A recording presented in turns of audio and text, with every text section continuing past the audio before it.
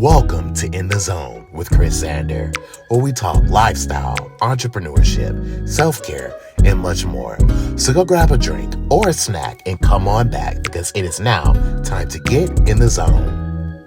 My guest today is talented and a hardworking guy who carries many titles, such as being an Army vet, being a model and actor, as well as currently holding the title of real estate agent right here in Nashville. Let's welcome Derek Butler. How are you, Derek? I am well. Thank you so much for having me. Absolutely. It's great to see you. It's good to see you too. It's been a while. Okay, so like for those that may not know, we go back to Tribe. Yeah. We were models at Tribe at the time. Yeah. So like it's good to see you. I don't think I've seen you since Tribe. No. Yeah. No. We Yeah. haven't. And I tell you what, I didn't say this when I walked in. Dude, your skin looks so good. I don't know if that's a weird compliment, but your skin looks so good. Yours does too, though. Thank like you. I Not see like the gloss. Not like that. You want to know the secret? What? Just water. Oh, yeah. Water. Yeah. And honestly, just staying like positive. And Yeah. like people, that sounds crazy, but it's like just minding my business, drinking my water, exercising. You know. Yeah. I'm not getting stressed out over people. You know what I mean? Your skin looks amazing. Thank you. Yeah. Thank you. You look good too. Yeah, and You that's do. hard work. So It is hard work. Yeah. It is. You know, we both know. Oh, yeah. I want to get into this because you have so many different titles and you've done so much. You're still very young and accomplishing so much. You said you try to be. Yeah. Sometimes But- I forget my age. How old are you? 28. Oh, that's still young. That's still young. Yeah, I know. I know. It feels like, I don't know, closer to 30. I'm starting to feel that now. I'm 25. I know. I'm starting to feel that feeling, you Oh, know? dude, I got my heated seats on in the summer because my lower back pain. You know what I'm saying? I'm serious. It's 102 degrees out. Humidity's 100%. I got the heated seats on. And the windows down, the Yeah. air blasting too at Yeah. the same time, all of it. Yeah, I get it. But essentially, you carry so many different titles. And I want to start here. You grew up in Clarksville, Tennessee. Mm-hmm. So I just want to know, like, tell people about your childhood because Yeah. it all starts there. Yeah. I love talking about my childhood because I was super blessed. My parents are my best friends. My dad, I was born in Fort Bragg, North Carolina. So I'm an Army brat. My dad was in the Army for 22 years. So I bounced around the South a little bit, but I mainly grew up in Clarksville, Tennessee for most of my life. My mom was incredible the entire time. I don't know how she did it. She knows that I talk about her all the time, tell her all the time. She's my best friend as well. Oh, yeah. Talk to her every day on the phone. Yeah. Yeah, you know, I have two siblings and she was an absolute Wonder Woman, took us to all of our sports. We were all in multiple sports at the same time. And my dad was deployed a lot. So he missed a lot, but was still an incredible dad when he was home and even from afar. I graduated from Ross U High School right out there off exit 8. And and amazing parents. I'm the middle child, which I don't know if that says a lot. I don't know, but middle child, older You brother, get away younger with sister. more, right? Being the middle child, right? Yeah, I Kinda. don't think my siblings are gonna see this, so I'm gonna send it to them though. Whatever. Yeah, I did. Yeah. Yeah. Yeah. So essentially, you know, growing up in Clarksville and everything, and also having that military background, you joined the Army as well. I did. Was I that did. a big influence as to why you joined the Army? So it definitely played a part in it. Obviously I had a lot of friends that after high school, they graduated and then went, just immediately enlisted, or they went to college and then went the officer route. But I always said that like I wasn't going to join the Army. Just because of how much my dad was gone, I was just like, I never want to, and again, no knock on my dad. Yeah. Love him to death. But I was just like, I don't want to do that to my family, and I never want to be gone like that because like family time is so important to me. Not that I have a family yet, but I will. Yeah, yes. But family time is so important to me. So I always told myself that I would never join the Army or the military at all. And I did just because some financial things came up, and I did it to help pay for college. Yeah. So that helped me attain my college degree. So I want to go back here a bit because you talk about like the experience of maybe not having your dad around as much. Like, what is that like for people who have parents that were in the Army or their moms or their dads were away? Like, what's that feeling? Because you hear it a lot, but it's kind of like people overlook it. People don't really ask about that. Yeah. So what is that like? As a as a grown man who still believes in Santa. Yeah. But No, Santa's very much real. as a grown man, I could still see videos of like parents coming home, and it will still bring tears in my eyes just because I know that feeling. It's tough. Back when, the war started, technology wasn't where it is now. So like you didn't hear from your parents, for like sometimes even a few months. And when you did, it was like a quick little 2-minute call because like we were afraid, like, was the enemy going to figure out where they're at? And then, so it's very different than it is now as far as like being able to actually talk to anybody when they're over there. So it was a little bit more difficult, and the deployments were longer back then. But yeah, it was a struggle. As you can tell, I'm kind of struggling talking about it. It was a struggle, but it kind of forced myself to mature quicker. I figured out how to do the laundry and cook real quick. Just to help my mom, because my dad, he was probably gone for like 7 years of my life. Obviously not voluntarily, but so it just made me mature a lot quicker, made me appreciate life a lot more, made me appreciate family time a lot more. I love him, and he knows that, and I love my mom, and I appreciate everything that she did. Yeah. So essentially it allowed you to see that, to appreciate the small things in life. Yeah. Appreciate having the values of family and like the little things that bring love. Yeah. And it, honestly, like, you got all me of that. teared up. Yeah, like, we're not even 10 hard. minutes in. I know it's hard, and I'm so appreciative of all the vets and current service members for what they do. Absolutely. It's difficult. People think that it's, some people don't think about it at all, and it did like obviously play a huge role in picking what I want to do as a professional, because and I'm sure we'll dive into it, but being a realtor, you kind of pick and choose like when you want to work, essentially, but you're not going to get paid if you don't work, but so like, and one of the reasons why, I'm pursuing this career is because, like I can kind of choose when I want to be home, I can, when I have a family, choose, to go on that vacation or to not miss my son's football game or my daughter's dance recital, things like that. Yeah. Hopefully I get them. No, but, not hopefully you will. Yeah, I will. You will. So, so it gives me that luxury. Again, love my parents to death. I would not take anything away from what they did. My dad was able to, instill a lot of values into my siblings and I through it. And so was my mom. So, I could talk forever about it. So what was your experience like? I want to know what your experience was like. Yeah. Growing up feeling that, but also your own personal experience, like how was that? Yeah. So it was, I was in for 6 years, went into the reserves. The first time that I ever left my family, like long term. Between basic training and advanced initial training, I was gone for about 8 months. And so like didn't see them for 8 months, which is, again, family time became so important to me. And, so it was very difficult. I did my basic training in Fort Jackson, South Carolina, and then did my advanced initial training in AIT. Met lifelong brothers and sisters, amazing people, crazy memories. A lot of us still play fantasy football together.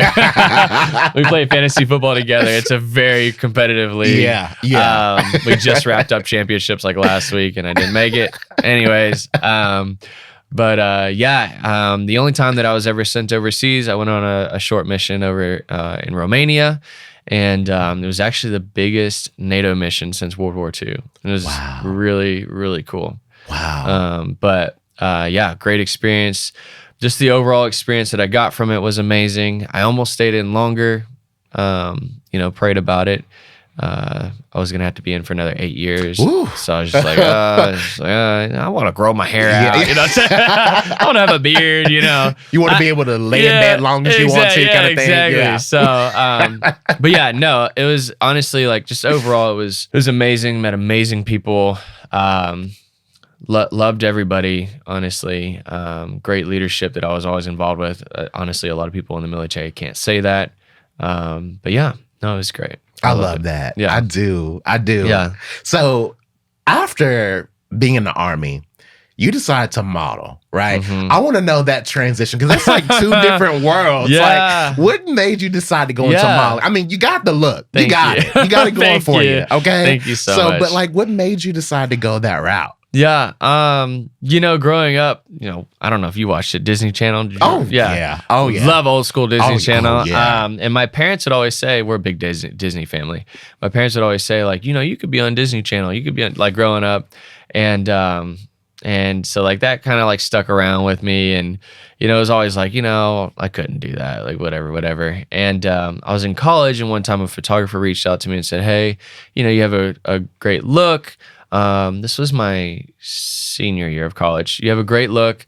Would you ever be interested in doing a photo shoot? And I was like, yeah, sure. Like, let's do a photo shoot. And, honestly, like I did that photo shoot and, loved the pictures. It was cool. Posted them, got, nice compliments. And, graduated college and, didn't really think anything of it. And then, I was just sitting in my office one day because I was in sales, luxury car sales, and I was sitting in my office one day and I saw that same photographer, post, some more images of another model. Yeah. And I was like, man, like that'd be so cool to do that. That'd be so cool to do that. And so I messaged him and I said, hey, just want to check in on you, see how you're doing. He's like, I'm doing great. How are you? Blah, blah. Like kind of left it at that. And, which, mind you, this photographer was actually Michael B. Jordan's stunt double in the last Creed movie. Oh, wow. Dude's a stud. Wow. Yeah. Yeah, he's amazing. Yeah, he got super jacked. So kind of left it at that for a second. And then I started thinking about, I was like, you know what? Like, it'd be super fun to like start doing some modeling and maybe get into some acting. And I reached out to him and said, hey, I'd love to do a photo shoot. And he said, hey, I'm leaving in 3 weeks to go to Las Vegas, shooting some models out there. Would you like to go? And you just went. Sure. I was like, sure. I went out there and wow. And did a photo shoot, and then more photo shoots just started happening. I was like, you know what? Like, and I started making money off of it. And I was like, you know what? I'd like to kind of get some representation, see if this would become a thing. Got representation through Tribe. Yeah. And went to the expo. And it's Dallas. Yeah. Dallas. Went to Dallas, did some auditions in front of, I want to say at one point it was like 700 people. Wow. Yeah. Were you nervous? Oh, yeah. Yeah. I was very nervous. Definitely stepped out of my shell. Yeah. Did some auditions and did some modeling and eventually signed with an agent based out of Atlanta and then signed with a talent manager based out of LA. Got you. Because at the time, like, I remember when I don't remember when you signed, but I remember when you were doing work here in Nashville, and then when you moved to Hollywood, California. Yeah. So, like, can you talk about that experience? That's like two different worlds. Yeah. So, I shot a couple like music videos here and did some modeling here. Made some money, and then went to that expo, signed with the talent manager based out of LA. In the contract, was you would have to move out to LA if we signed, and I was like, okay, like let's do this, let's rock and roll. So I left my great paying job. I wouldn't say emotionally great, but my great paying job. But mental health was down here, pay was up here, sad. But that's okay. It was part of God's plan, and amazing people at that job too. But moved out to LA. Actually, let me rewind. My best friend drove out there with me. We loaded up my truck, pulled a 12-foot trailer, put the dogs inside the cabin with me. We made a road trip out of it. It was so much fun. Stopped in Oklahoma City, New Mexico, got to LA. Did some stuff out there, some shoots, and my very first booking out there was actually a music video with DaBaby. Oh my gosh. Yeah. Oh my God. Yeah. Little shocker there, right? It is a shocker. Like, what? Oh my God. Little music video with DaBaby. Yeah. And I got to meet him. That was super cool. Oh my gosh. So for that music video, he didn't have like any leads. He was the lead. So it was like kind of background work, but it's still super cool. It was my first gig. Yeah. But okay. Were you like, I would have been like on like, I don't even know. What does it say? Cloud 9 or whatever. Like I would have been on that a bit. I would have been like shocked, if that makes sense. Yeah, no, it was honestly, I got a funny story. It was honestly so cool because he was handing out like what you're gonna wear. So he really likes to direct his music videos. Gotcha. You know, he doesn't really like to hire from the outside. Like he wants to put his own touch on everything, which is amazing. Yeah. So he was handing out, you know, uniforms to everybody for the music video. And this one guy, I'm standing beside him, just grabbed mine. This one guy walks up, you know, he's got his security around him, but they're not dressed like security. They're just huge people. This guy walks up and he says his size, and the baby hands him his uniform, and the guy grabs it and he goes, "This music video is for the baby, right?" And he's like, "Yeah." And the guy goes, "Are you the baby?" God. And the baby goes, "Nah, man, I'm just working." And he's like, "Oh, okay, cool." And just walked off. I was laughing so hard. So that was like one of my first initial like booking stuff out there.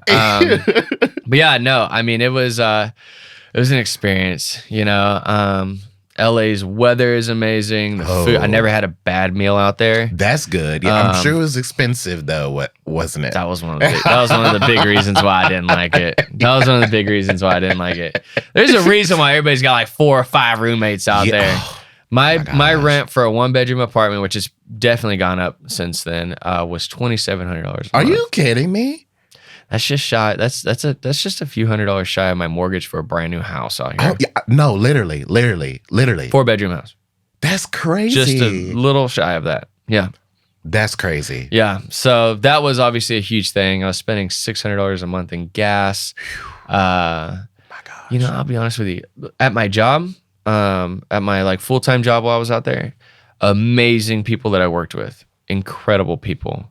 But everybody else, not so great. They're just like rude. If you say good morning to them, they just turn the other way. Like I'm telling you, I'd be walking my dogs. You know, here in Tennessee, we might, if we see you mowing your grass, we might jump out and help you if we're just driving alongside the road. You know what I'm saying? Give you a bottle of water. Yeah, exactly. You know, so like, I'd be walking my dogs and I'd say good morning to people. Nothing.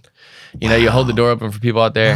Nothing. You know, it's just like, you know, and it's funny because at the time, talent manager said, "Hey, when you move out here, don't change, stay who you are. Yeah. You're a very nice person."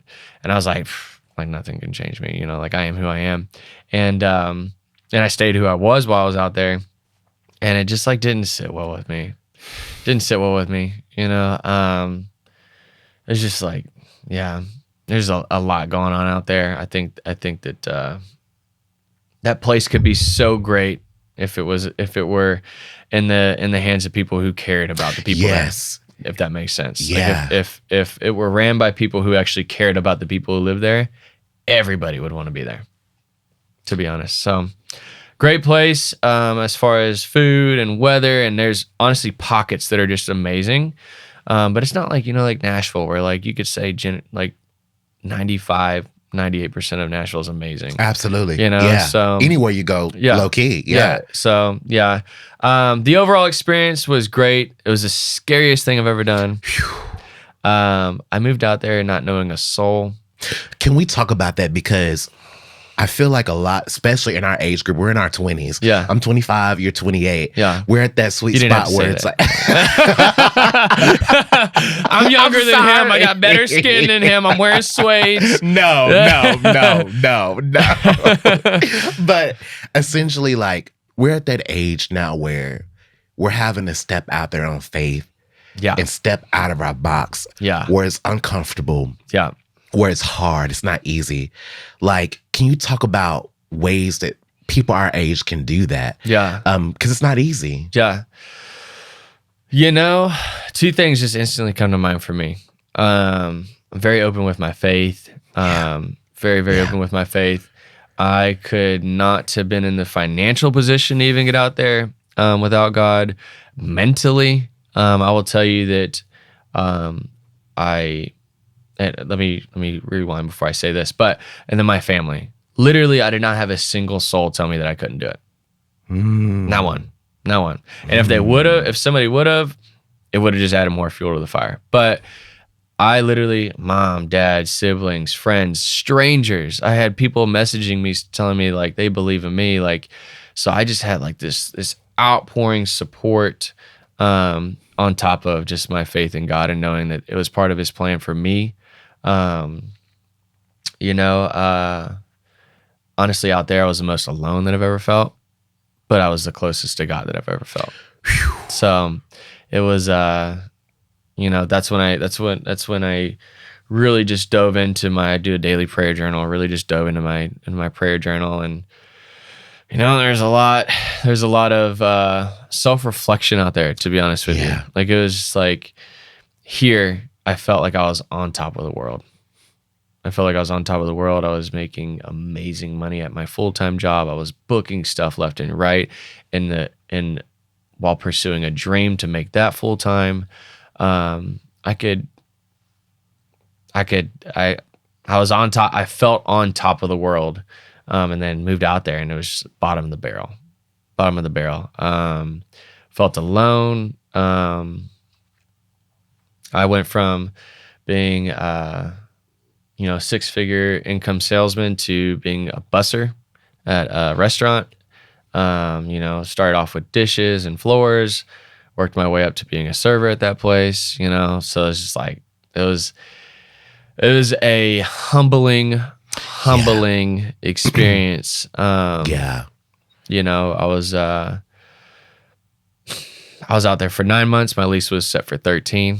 I was out there for 9 months, and my view as to why God sent me out there was for that humbling experience, was for that reel yourself back in. You're not the hottest of the hot. Like, you are not hot shiz. It was just a humbling, great experience. And then on top of that, the number one reason was a beautiful lady that I met while I was out there. Oh, yes. And I've told her that. I would not have met her. I would have been on my ignorant, thinking I'm on the top of the world outlook, and I would have never met her if I wasn't out there, excuse me. So it put me in the position to be able to meet her. Yeah. And that's my I think it's so, when you say that, it's so true, especially if you have had background in modeling or television, film, or anything in that whole entertainment industry.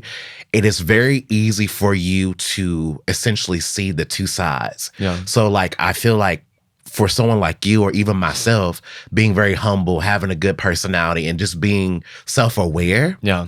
But also, you can be surrounded by so many people who are very conceited. Yeah. Because they know they look good. I mean, it's not that we don't know we look good. We know that, obviously. But it's the thing of like, and I don't mean that in a conceited way. It's just the obvious. Hey, but my laughs are agreeing with you. But essentially, you got to have confidence. You have to have confidence. You have to, especially when you're modeling or in any form of entertainment industry, because you just got to have the confidence. Yeah. It's just like every day is a job interview. If you're not walking in to Starbucks, this office, with your chest up and your head held high, the day is just going to beat you down. Yeah. It's just, anything. Yeah. You wake up. I listen to motivational videos all the time. Yes. Yeah. My days are started with, hey, Google, play Hillsong Worship Radio, and I start my coffee. Got my prayer journal. I swear, I'm not kidding. I wake up before Madison because she's not a morning person. Oh, okay. You just gotta have that mindset that every day is a job interview. Every day is a competition. Every day, and it's okay to have down days. I'm not gonna say it's obviously okay to have down days, but you got to bounce back. You do. And I say you have to allot some time for those down days. So for me, I can always feel when I'm not feeling my best and I need to take a break. Yep. I need about 3 days to like just be to myself, not talk to anyone, cry it out, watch depressing, sad movies. Yep. Watch a little bit of This Is Us. Yeah, yes, and just cry my eyes out. Yeah. But then on that third day, it's like, okay, enough of that. You didn't gain 5 pounds. You ate so much ice cream. Uber Eats has been making their money. Right. Get your big self up and go out there and make it happen again. Yeah. So I get it. I want to talk about this because you talk about your amazing girlfriend, and just when you talk about her, she literally lights up your eyes. Yeah. Like, please, how did you guys meet? And just what's the story there? It's like my favorite story to tell. Believe it or not, we met on TikTok. Really? Yeah. So we met on TikTok. So I was out in LA. through the DMs of TikTok, essentially? So comments. Okay. Yeah. So I posted, like I said, I'm very out with my faith. Yeah. So at the time, I was doing like a series of like daily prayers for my future wife, which is a book. Yeah. Which is a great book. I'm actually about to do a new series. Yeah. The authors of that book saw all my videos and just sent me a huge care package for me to be able to go online and awesome. share it with. But yeah, so one of my videos that I posted was actually not from that book, but it was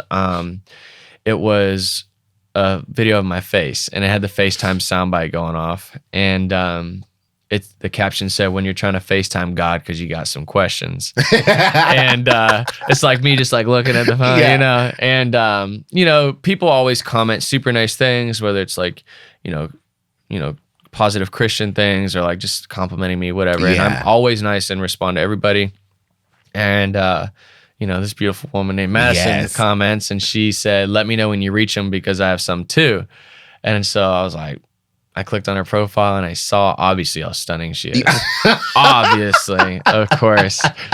You gorgeous. Guys do look good together. Y'all look, thank you. I mean, y'all look good she together. She makes me look real good. Thank you. Thank you.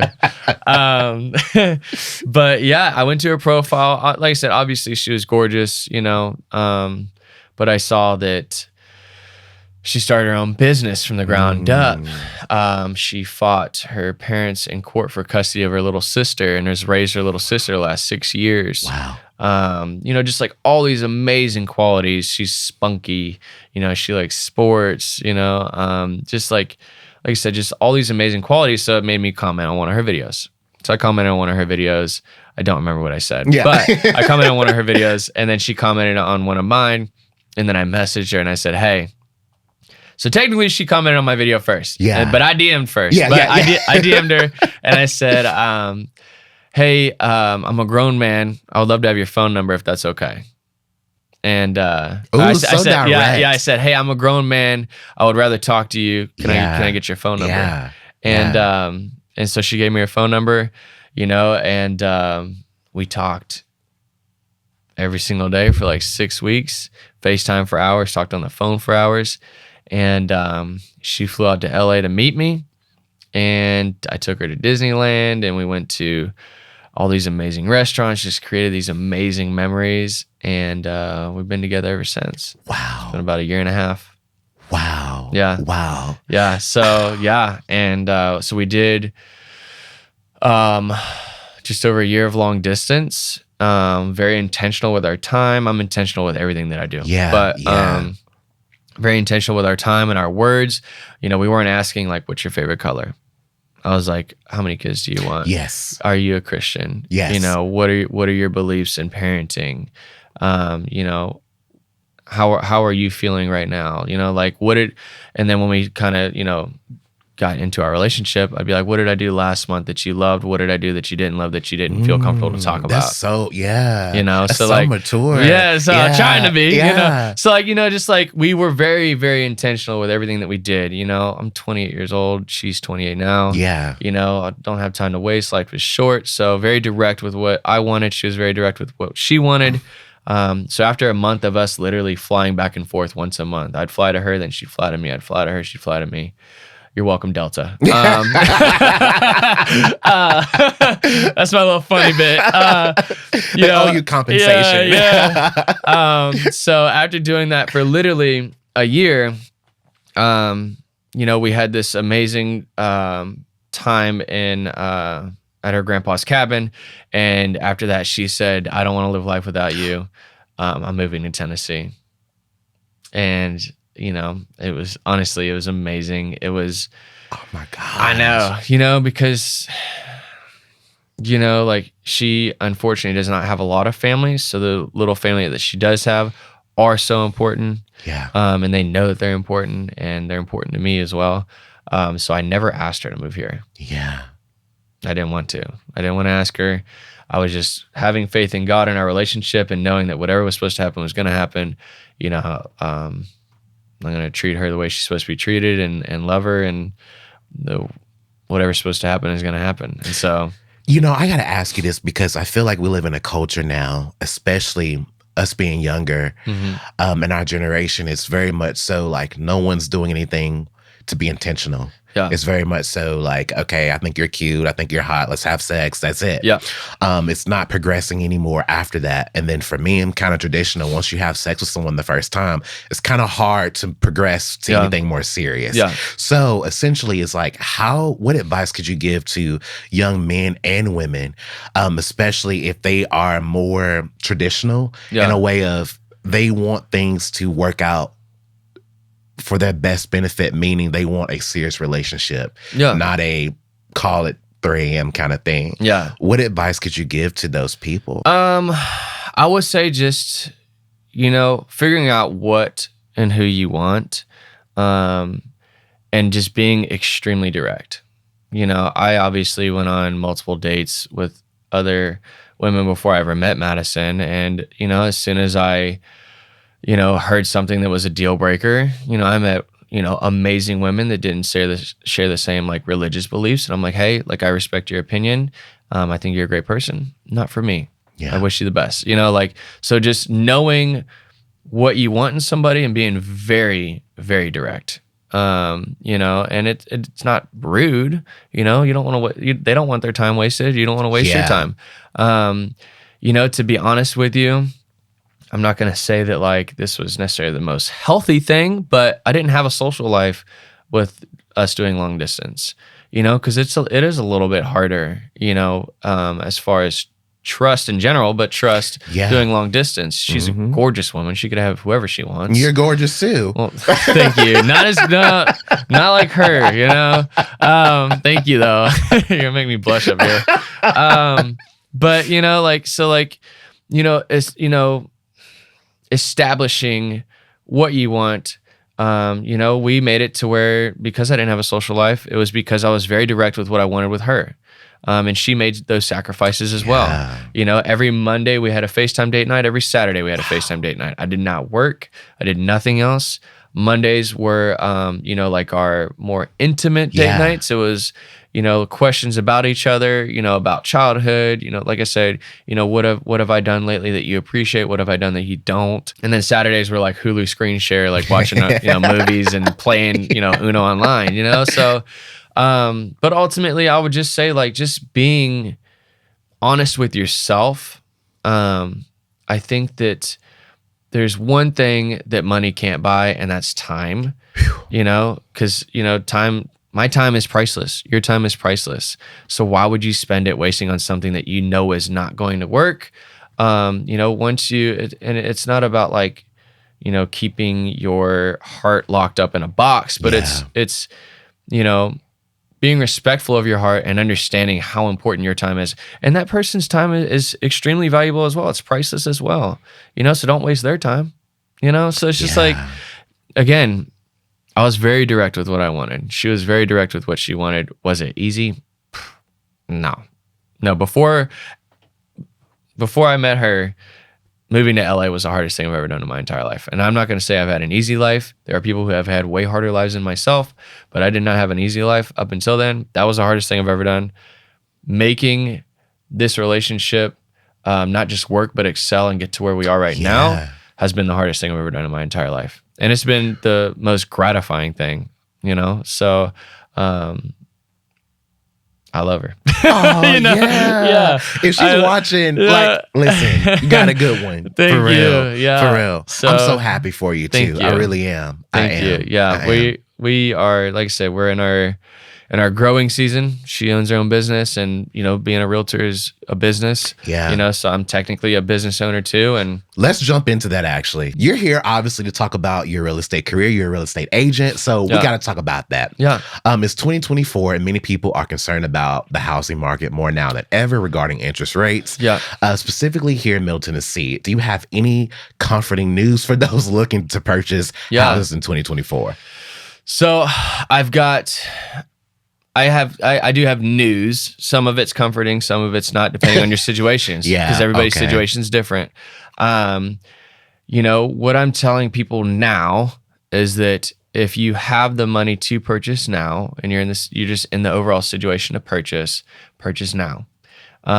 Yes, rates are still not out at the best that you would like. Obviously it's not in the 2s and 3s that it was, back in 2020, 2021. Yeah. But the thing is, right now, if you're a buyer, again, situational, depending on the area and things like that. But a lot of people are getting their closing costs covered, which is 2 to 3% of the sales price. So, I'll just kind of fill you in about, how when I purchased my home, I got all my closing costs covered. Madison and I, we saved 28 grand cash money. Save that. So you have those kind of options right now because there aren't as many people buying, because they are too afraid to buy. So you can get closing costs covered. You used to not be able to put in any kind of contingencies, like contingent on inspections or anything like that. People would just send over offers and be like, yeah, I'm going to buy it, and then not know that the foundation's messed up. Serious things, that the roof needs to be replaced. Nobody knew. They were just like, I'll just take it, But anyway, so as far as being a buyer right now, if you're in a situation where you can buy and you found something that you do really love, date the rate, marry the house. That's a saying that we say in real estate. Date the rate, marry the house, because you can get that house right now for cheaper, because obviously it's going to increase in value. Instead of you waiting, 6 months or a year when the housing prices are still going to go up, and then you don't have those closing costs covered, most likely. Yeah. I have been doing research, of course, just like any other agent, and the Federal Exchange announced that they are planning to cut rates this year and going into Q1 of 2025. And for every 1% that the rates drop, I'm not an expert, experts are predicting that it's going to bring out about 5 million buyers. What does that do? It makes the housing prices skyrocket. And so that means that you're going to have to go over asking. You're going to have to go over what the house appraises for. And so what that means is, let's pretend that you are my client. Yeah. And we just viewed a $450,000 home that you absolutely love. But the rates just dropped. Everybody's out buying. It's probably worth $450,000. Let's just say it is worth $450,000. Everybody's sending over offers on it, because again, the rates just dropped. Everybody loves it. It's a gorgeous home. So you're going to have to go over asking, what's it going to be? 30 grand, 40 grand, 50 grand. Now, the problem with that is, let's pretend that you do have that money. Let's go in at 500. You have that money. It only appraises for 450 grand. So you have to have the cash to cover that appraisal gap. The bank is only going to give you 450 grand no matter what. So you have to have $50,000 to cover that appraisal gap. And then you also have to have the 3% in your closing costs. So it's just like, that's why I'm saying everybody's situation's different. If you are in the position to buy now, purchase. Again, these are just predictions. It's just a prediction. It's the predictions that the experts are giving, that the rates are going to drop. We don't know how much. We don't know if they actually are going to drop. Yeah. But what we can say is that the houses are going to increase in value. They are going to. No matter what happens, the houses are going to increase in value. So yeah, again, it's just situational. There's pros and cons to purchasing now. There's pros and cons in waiting. I just had somebody tell me that their rent went up $500, and their rent equated to $3,100 for a 1-bedroom apartment here in Nashville. I'm sorry, what?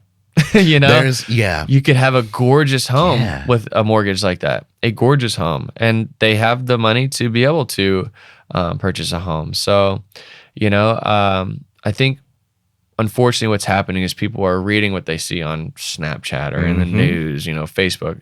They're not actually doing research, or they're not actually getting educated by professionals that can tell them, look, you can buy right now. This is what would happen if you buy. Date the rate, marry the house, right? You can always, let's say you get in at 6% right now. I'm just going to say that. Actually, you know what? I just saw a lender post yesterday saying they locked somebody in at 5.4%, which is honestly better than what I got my house for. So when we say date the rate, that means you just got locked in at 5.4%. Let's say that a year from now, the rates have dropped to 4%. You can always reconstruct that loan and get it down to that 4%. And some lenders do offer, hey, if you currently have your mortgage with us, you won't have to pay those closing costs if you want to reconstruct the loan and keep it with us. Yeah. So it's just about having somebody on your side, a realtor on your side, that is willing to help educate you and tell you when, along with your situation, would be a good time to buy. I've got people that I've been working with for upwards of 6 months when I started, who I'm just helping them get to a point to where they can purchase, whether it is having enough cash, whether it is working on their credit. I'm not just like, oh, like you can't buy now, I don't want anything to do with you, and I'm not saying that all realtors are like that. I'm just saying, so in the grand scheme of things, it's situational. If you can, what I'm telling people, if you can purchase right now, purchase, because you are able to get some closing costs covered, or you are able to get repairs covered. You actually have kind of ground to stand on when it comes to trying to purchase a home right now. So can you break down the pre-approval in reference to using a mortgage for a home purchase? Apparently this provides insight on the potential buyer's price range, correct? Absolutely, yes. Okay. So when you speak with a lender, they'll take your name and your, phone number, email, social, what you say your income is, not what's proven, but what you say your income is. And, it takes like 20, 30 minutes, and they'll give you a number saying you pre-qualified. I'll tell you, Chris, you pre-qualified for $450,000, right? Now pre-qualification is not a verified pre-approval. Yeah. It's just like those credit cards you get. The offer is like, you're pre-approved up to $30,000 on this Amex, but you never even sent in anything. They don't know how much money you make. You know what I'm saying? So it literally means nothing. Yeah. And that is a small hit on your credit. Could be 2 points, could be 3 points. So it's nothing major. Then the next step after that, with your lender, again, I'm not a lender, but this is the process. You're sending over your last 2 years of W-2s. Again, situational on what kind of loan you're going for, but generally speaking, your last 2 years of W-2s, your last 2 bank statements, your last 2 paychecks, things like that. And they do a in-depth pull your credit. They see what you may owe on, whether it's student loans, credit cards, whatever the case may be, medical debt. And that one is an actual process. For Madison and myself, with the lender we went with, it actually took like 2 weeks. Yeah. But she's also a business owner. I'm technically a business owner, so we had more documents we had to send over, but it can be a little bit of a lengthy process. But once you get a verified pre-approval, I'm coming back to you. You were pre-qualified for $450,000. You just got a verified pre-approval for $425,000. Now you know that with a lot of confidence, you can go buy up to $425,000 worth of a home through that lender, right? And so what that essentially means is that you can send over an offer on a home, and it shows that you actually have the funds to be able to get it. Yeah. It pretty much turns you into almost being a cash buyer, right? Because I could go to one of these $4 million homes over here and just be like, hey, I'll take it for $5 million. Yeah. You think I could afford that right now? No. You know what I'm saying? And they're going to be like, you'll see on the MLS with your offer, send over, your verified pre-approval or proof of funds, because they're not going to entertain any offer unless they know that you can actually back that offer up. Yeah. So, but yeah, that's kind of the process. What I would also tell people is to get more than one opinion. Get more than one opinion with a lender. So, I had a client actually talk to 3 different lenders, went with the third lender that they ended up getting approved with, because out of all 3 of them, that one gave them the most buying power, meaning they went from, let's say, 400,000 to 425,000, gave them the best rate, and it just seemed more smooth, right? So the first 2 didn't give them as much buying power, didn't give them as good of a rate, so of course they started calling, her back saying, I can try and match that, whatever. But so get multiple opinions. It's just like, if your car gets messed up, you don't just go to the first mechanic and be like, oh, I trust you, so yeah. That's one of the most important things I can tell people is get more than one approval. And you have a window, because like I said, they do a pull on your credit, obviously, but you have, it can be different, but normally it's 30 to 60 day window on getting your credit pulled for a mortgage, to where, you aren't getting dinged. As long as they're within that window, you're not getting dinged multiple times. So for the terms appreciation and depreciation are an important component to purchasing as well. Mm-hmm. Can you explain the difference between these two and how they individually work? Yes, absolutely. So typically speaking, a majority of millionaires are millionaires because of real estate. Why is that? That's because generally speaking, homes appreciate in value. They go up in value.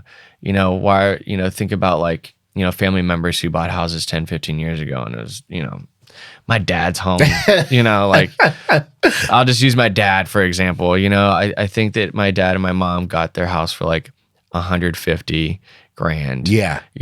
And I was looking at comps and it could probably sell for like 350, 375, because it's appreciating in value, right? So in a regular market, homes appreciate anywhere from 3 to 4% every year. Obviously 2020, 2021, and even some of 2022 was it was an outlier. Like that's not normal. Yeah. A pandemic caused all that craziness. Yeah. So the difference between appreciation, homes generally go up in value. When you think of depreciation, think of a car. Cars always depreciate in value. That means you just bought a brand new, I'll use a Lexus, for example. You just bought a brand new Lexus for 50 grand. As soon as you drive it off the lot, which they do hold the most value as far as cars go, pre-owned cars, excuse me. But as soon as you drive a brand new car off the lot, it generally depreciates about 40%. So you could turn around 2 months later and want to trade it back in. You're going to be upside down, tens of thousands of dollars. And it's always going to depreciate in value with age, with miles, everything like that. So homes appreciate in value. Like I said, most millionaires do own a lot of real estate, and that's how they became millionaires. That's my biggest advice for people is when it comes to appreciation. And one last thing I want to ask you about in reference to real estate as well, because you can't do any of this without having a good credit score. Okay. Yeah. A lot of people don't understand the importance of having a good credit score. And especially we talk about going back to our generation, it's easy for people to put stuff on a credit card and not pay it off when they need to, right? Yeah. Credit score is very essential and important. Yes. I'm curious to know your perspective about manual underwriting and stuff like that for people who have those issues with credit scores. Yeah. Is it possible for them to still buy through manual underwriting? Yeah. But also too, if not, why is it important for them to have a good credit score? Yeah, absolutely.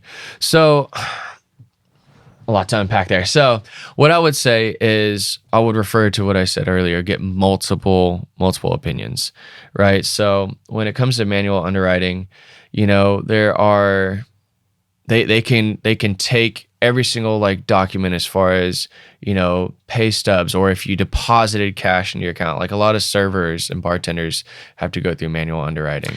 Gotcha. Right? People who generally get tipped and aren't necessarily taxed on their money, but they have to prove some way that they make money, So again, I would get multiple opinions, even if you have a great credit score or a not so great credit score. Of course, as far as why it's important to have a good credit score when buying a home, that dictates your interest rate. It dictates your buying power, and your interest rate, especially when it comes to taking out such a large loan, which is for the average American, a home is their biggest asset. Interest rate can affect your payment depending on how much, by the hundreds, even by the thousands. Obviously, when you get up there in price, but definitely by the hundreds. So having a good credit score, it's essential. It affects everything. So your interest rate will affect your buying power. Your credit score affects all of those, right? So if you have, when a lender pulls up, any debts that you have, student loans, credit cards, anything like that, they see, what your payments are every single month on those. And then they see your income, and they see how big of a risk you would be by looking at your income, your current debts, and what they believe they would be able to get you approved for, what you can afford as your monthly payment. So all of those align. So working on your credit score, honestly, what I would say to people as far as working on your credit score would be to knock off consumer debt ASAP Rocky. Like knock it off. Credit cards, credit cards. Cars aren't as bad. Obviously debt is debt, but like lenders look at cars and medical bills and student loans. Typically speaking, they look at these as like general debt. Gotcha. You know what I'm saying? Yeah. Credit cards have awful interest rates. Yes. And they just continue to stack on top of you. So what I would say to somebody as far as credit goes, if they want to buy in 2024 and they're just like, man, I don't think I can afford it because I have this credit card debt and this and that. I'm a huge believer in like the Dave Ramsey method, which is like lining up all of your smallest debts to largest and the snowball effect. Yeah, knocking them all down. And to just watch the market and see when you'd be able to jump in. But if you're following that method and you're knocking off account after account after account, your credit score is going to increase. Now, I will say this. Dave Ramsey says like close the accounts, and some experts say close the accounts. But when you close accounts, unfortunately, it does make your credit score drop. Yes. So I would just recommend pay off those accounts, and just cut them up or throw them in a safe. Just don't close them, because if you are trying to buy a home, just don't use them. But That's true. Because I remember this is like back in high school. I had a credit card at the time, and I ran it up. And then afterwards, I was like trying to pay it off, whatever. Yeah. And then after I paid it off, I'm like, I'm done. I can't do this no more. I'm cutting it up. Yeah. My credit score went down. I was like, what? Yeah. I had to learn that the Isn't hard that way. sick? It's sick. It's awful. It's awful. Yeah. But that was the biggest lesson I learned then. And I was like 18, 19 years old at the time. Yep. Yeah. So for those who like, obviously you have so much information. For those who want to follow you, where can they follow you to find out more information? Yeah, no, absolutely. So I actually moved I think I told you this, I'm moving my business Instagram over to my personal, because I want people to see that I'm a person. I'm not just a realtor. So I want people to see that I'm a person. So follow me on Instagram at _Derek Butler. That's DEREK BUTLER. And also, I'm going to be posting more on TikTok about my professional life as well. And of course, being more open with my faith on TikTok as well. You can expect that in fitness. And what can they follow you on TikTok? Yes, that's what I was going to say. TikTok, same exact thing, at _Derek Butler. And of course, please feel free to reach out with any questions. I love to talk to people, take them out to coffee. I was actually gonna ask you if you want to go get some coffee. I'm down. Always down for coffee. Yeah, exactly. I'd love to help anybody and answer any questions. Whether you're looking to buy or sell now, or 6 months, a year, 2 years, it doesn't matter. I would love to at least just help educate people. So they can follow me and listen to my videos, or just directly ask me anything. Absolutely. Absolutely. So in closing, I have to say this to you, because everything you've talked about so far today, I want to say I'm very proud of you. I'm so proud of you. Thank you so much. You're so kind. I'm so proud of you. Thank you. I feel like, I'm going to say this, it's going to sound crazy, but I feel like you're my son. Much. I appreciate what I'm saying? that. I'm proud of you. I was just telling you that. When I was asking you before we came on here, what are you trying to do? I'm very, very, very driven, and I can see that in you. And I hope that I know that you are going to apply the effort that is needed to make this your thing, and you need to, because it's going to be amazing for you. I'm so excited for you. 2024 is going to be a great year for you. For both of us, honestly. That's the plan. Yeah. That's the plan. But I'm dead serious. Like, I'm super excited for you. Thank you. I appreciate it. I appreciate it. So for those watching today, thank you for tuning in. And until next time.